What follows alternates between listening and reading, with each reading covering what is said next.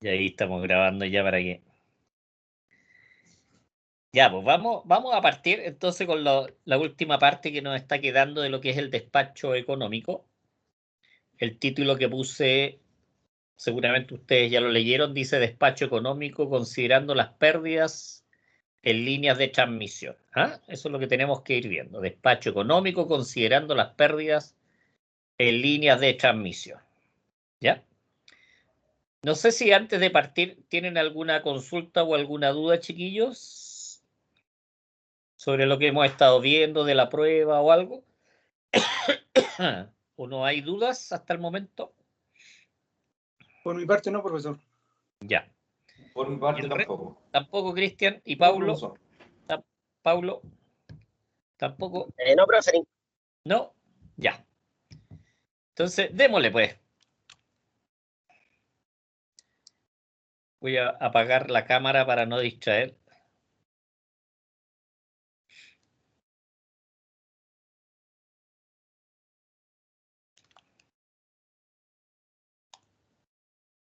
Esto es lo que veríamos entonces, como les decía, pérdidas por transmisión en función de la producción de la central, que más o menos lo mismo que yo les comentaba recién. Esta guía tiene 5 preguntas, la parte teórica. Las voy a leer. En primer lugar, dice, ¿qué variables se deben tomar en cuenta a fin de determinar la distribución económica entre centrales? ¿Será solamente la variación de costo? ¿No será solamente la variación de costo? Es una pregunta que es interesante, ¿cierto? Porque hasta el momento hemos estado viendo que se tiene que repartir en función de las variaciones de costo. Ahora, si tenemos 2 centrales, 3 centrales, ¿será eso solamente lo que hay que considerar o habría que tomar algún otro aspecto? Obviamente, algún factor que viene a ser fundamental son las pérdidas, ¿eh? Las pérdidas por transmisión, como vamos a ver el día de hoy. La segunda dice, ¿cómo influye la variación de costo de combustible en lo anterior? ¿Ah? Están asociadas, ¿cierto? La pregunta 1 con la 2.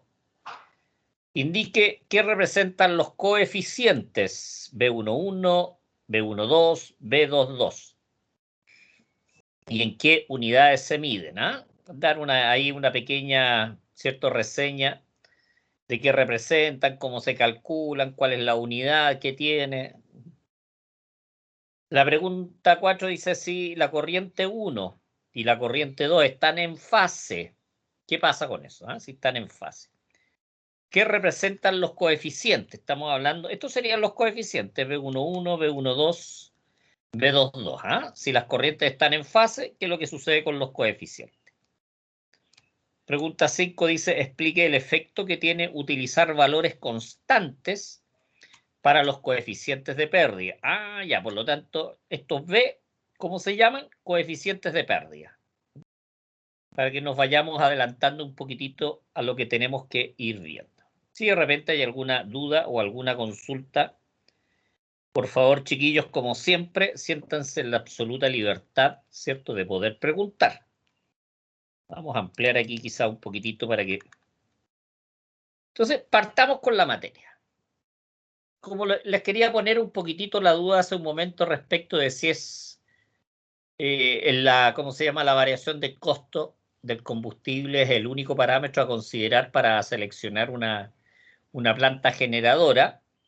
Y obviamente la explicación aquí está diciendo que no es así, o sea, no sería el único parámetro.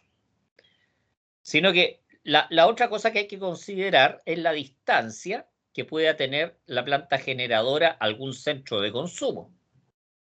Si la distancia es demasiado grande, por lo tanto las pérdidas también van a aumentar. Podríamos tener mayores pérdidas, ¿cierto? Por lo tanto, en términos prácticos, una central podría tener una variación de costo menor a otra central, pero podría estar mucho más lejos del centro de consumo. Claro, o sea, la lógica dice, bueno, la variación de costo ya es menor, así que compremos más o inyectemos más potencia, digamos, a partir de esta planta. ¿Ya? Pero la otra variable a considerar, ¿cierto?, son las pérdidas. Vamos a leer un poquitito, dice aquí, las pérdidas por transmisión desde la central, con variación del costo más pequeño, pueden ser tan grandes, estamos hablando de las pérdidas en transmisión, ¿cierto? Que la economía aconseje disminuir la carga en la central con la variación del costo pequeño y aumentarla en la central con mayor variación de costo. ¿Qué es lo que está explicando acá? Tenemos dos plantas, tenemos dos centrales. Una con una cierta variación de costo, que es la más pequeña. Tenemos la otra planta con una variación de costo un poquito mayor, pero las pérdidas en transmisión, que significa para la planta de menor variación de costo, es mucho mayor que la transmisión de la otra planta. Por lo tanto, la lógica nos está diciendo acá que tendríamos que disminuir la potencia entregada por la planta con la variación de costo menor, producto, ¿cierto?, de la mayor pérdida.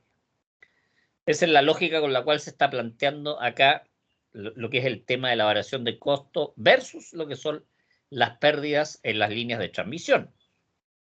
Dice, para coordinar las pérdidas por transmisión con el problema de distribución económica de carga, es preciso que expresemos la pérdida total de energía por transmisión de un sistema en función de las cargas de las centrales.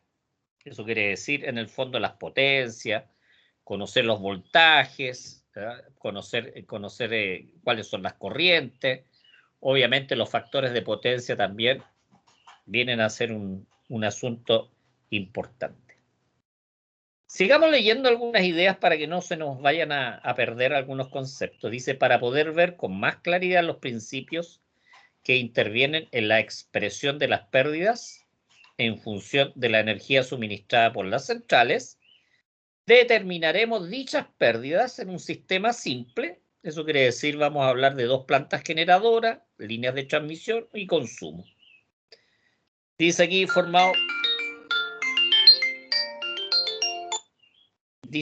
formado por dos centrales generadoras y una carga. Dice en la siguiente figura, donde están, aquí aparecen, ¿cierto?, algunos valores de resistencia. Aquí tenemos cuál es la figura con la cual vamos a estar trabajando.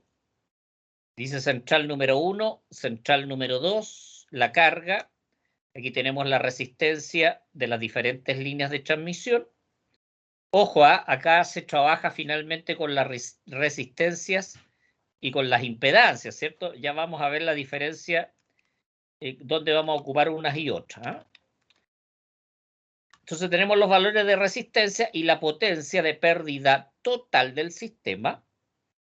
3 veces, aquí está hablando de 3 veces porque estamos hablando de líneas trifásicas, ¿cierto? Estamos hablando de líneas trifásicas. La corriente 1 al cuadrado, aquí estamos hablando de lo que son las pérdidas por Joule, pérdidas por Joule. Más 3 veces el producto de la corriente 2, más 3 veces la suma de las corrientes también al cuadrado por la resistencia que tiene que ver con la línea final. Por lo tanto, vamos a tener una pérdida en esta línea, vamos a tener una pérdida en esta línea y una pérdida en esta línea, que como veíamos en la fórmula serían 3 veces, por la lógica de que estamos hablando de líneas trifásicas. Ese es más o menos desarrollando esta fórmula, que es una de las cosas que yo les voy a pedir en la próxima evaluación. Dice, si suponemos que las corrientes I1 e I2 están en fase, podemos expresar, ¿cierto?, estas de la siguiente forma, ¿cierto? Este es el módulo, hablamos, el módulo de I1 más I2 sería igual al módulo de I1 más el módulo de I2, porque están en fase. No se da lo mismo cuando no están en fase. Por lo tanto, si nosotros hacemos estos cambios y los introducimos en la fórmula que teníamos precedentemente, la que tenemos acá, obviamente vamos a tener que la pérdida total, P sub L, estamos diciendo que la pérdida en las líneas, la pérdida total, que es de todo el conjunto de las líneas, sería 3 veces I1 al cuadrado por RA más RC, ¿cierto? Porque estamos aquí en el fondo reestructurando la fórmula, más 3 veces, ¿ya?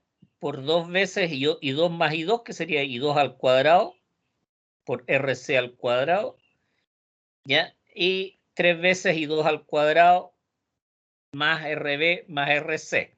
Que aquí estamos, esto lo seguimos ordenando. Acordémonos, ¿cierto? Que lo que son las corrientes en el fondo, las podemos llevar, ¿cierto? Que sería la potencia activa dividido por raíz de 3 veces B1 por el coseno de Φ1, donde Φ1 es la diferencia angular entre el voltaje 1 y la corriente 1. Ese sería Φ1. La diferencia angular entre estas dos, entre los ángulos de la corriente y el voltaje. La corriente 2 obviamente es la potencia 2 partido, ¿cierto? Por raíz de 3, por el voltaje V sub 2, ¿cierto? Por el coseno de Φ2, donde Φ2 es la diferencia, ¿cierto? Angular entre la corriente I2 y el voltaje V2, para tenerlo más claro. Por lo tanto, introducimos estos factores en esta fórmula que tenemos acá, reemplazando I1 y reemplazando I2, y vamos a tener que finalmente la potencia total de pérdida, ¿cierto? Sería P2 al cuadrado, ¿ya? Factor de RA más RC, dividido por V1 al cuadrado, el módulo. Fíjense que es modular, aquí estamos trabajando solamente con el módulo del voltaje al cuadrado, por el coseno al cuadrado de Φ1. Primero se saca el coseno de Φ1 y después se eleva al cuadrado, porque si no, si lo ponen así en la fórmula, no les va a resultar. Por lo tanto, primero se calcula el coseno de Φ1 y el resultado se eleva al cuadrado. Más 2 veces P1 por P2 por RC partido por V1 por V2, modulares. Y estos se multiplican por el coseno de Φ1 por el coseno de Φ2, más P2 al cuadrado por RB más RC, ¿cierto? Partido por V2 al cuadrado, el módulo, por el coseno al cuadrado de Φ2. ¿Se fijan? Si nosotros ahora a este factor que tenemos acá, este factor que tenemos acá y este factor que tenemos acá, los simplificamos en B. Por lo tanto, este sería B11, este sería B12 y este sería B22. Esos son los coeficientes de pérdida de nuestro sistema. De nuestro sistema simple. Nosotros los cálculos los vamos a hacer con este sistema, un sistema relativamente simple. Obviamente vamos a ir modificando las variables, los voltajes y todo eso. Por lo tanto, B11 sería como veíamos hace un momento, R1 más R3 o RA más RC, da lo mismo, B1 al cuadrado por el coseno al cuadrado de Φ1, donde B22 sería R2 más R3, ¿cierto? Que sería RB más RC, que sería lo mismo en este caso, B2 al cuadrado por el coseno al cuadrado de Φ2.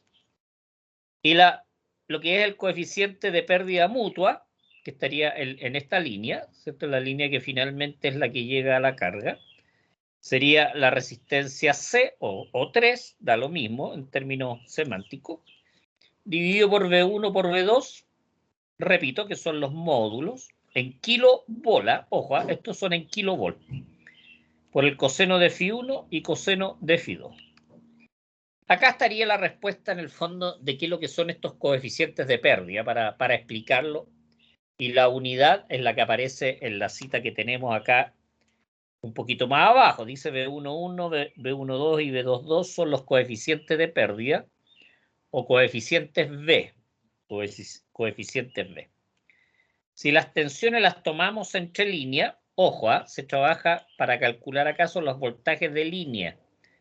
No son los voltajes de fase, para este bien particular. Acordémonos que el voltaje de línea es el voltaje entre dos fases. Por ejemplo, en nuestras líneas de media tensión, nuestro voltaje de línea podría ser 12 kilovolts. Ese sería el voltaje de línea. Y el voltaje de fase sería 12 dividido por raíz de 3, ¿cierto? Que ese sería el voltaje de fase. Por lo tanto, repito, estos voltajes son voltajes de línea en kilovolt. Por ejemplo, si aquí tuviera una línea de 110.000 volts, en la fórmula aquí yo tengo que poner 110, porque debe ser en kilovolt para aplicar correctamente las fórmulas. Bueno, las resistencias están en ohms, ¿cierto? Están en ohm.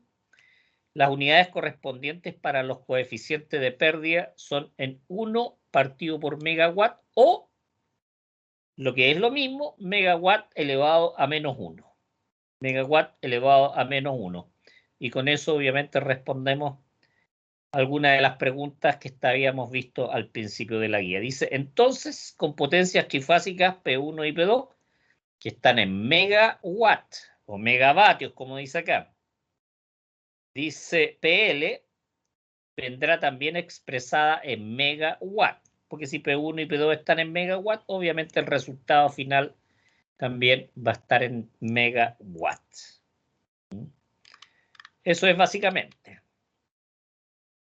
Dice, para el sistema para el cual han sido deducidos y con la suposición de que I1 y I2 están en fase, estos coeficientes proporcionan la pérdida exacta. Para este caso, ¿cierto? Que estarían en fase. Después también nosotros vamos a hacer ejercicios considerando que no están en fase. Dice, solamente que los valores particulares de P1 y P2 que resultan de las tensiones y factores de potencia utilizados en las ecuaciones. Los coeficientes de pérdida son constantes, obviamente para una carga y también para una corriente, ¿cierto? A eso es lo que se refiere. Al variar P1 y P2, solo en tanto que las tensiones en las barras de las centrales mantengan un valor constante y los factores de potencia de la central sean también constantes. Afortunadamente, dice, voy a seguir leyendo el texto, dice, el uso de valores constantes para los coeficientes de pérdida proporciona resultados razonablemente exactos si los coeficientes se calculan para unas condiciones medias de funcionamiento y si no, se producen diferencias de carga excesiva entre las centrales o en la carga total. Obviamente nosotros vamos a considerar una condición estática. Eso quiere decir una carga, una corriente, un voltaje. Dice, en la práctica, los grandes sistemas se cargan económicamente por medio de cálculos basados en un conjunto de coeficientes de pérdida que son lo suficientemente exactos durante la variación diaria de la carga. Si se producen cambios importantes en el sistema, será preciso calcular nuevos conjuntos de coeficientes. Disculpen a mi perrita que está ladrando. Dice, las pérdidas como función de las salidas de las centrales pueden expresarse por métodos diferentes, más exactos, pero nosotros vamos a trabajar con esto que son bastante buenos. A los de los coeficientes B.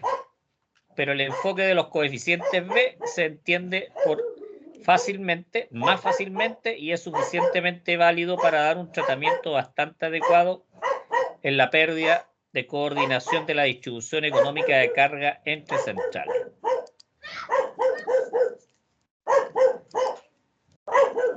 Bueno, obviamente les pido disculpas por mi perrita que se puso a ladrar y que sigue ladrando, ¿eh?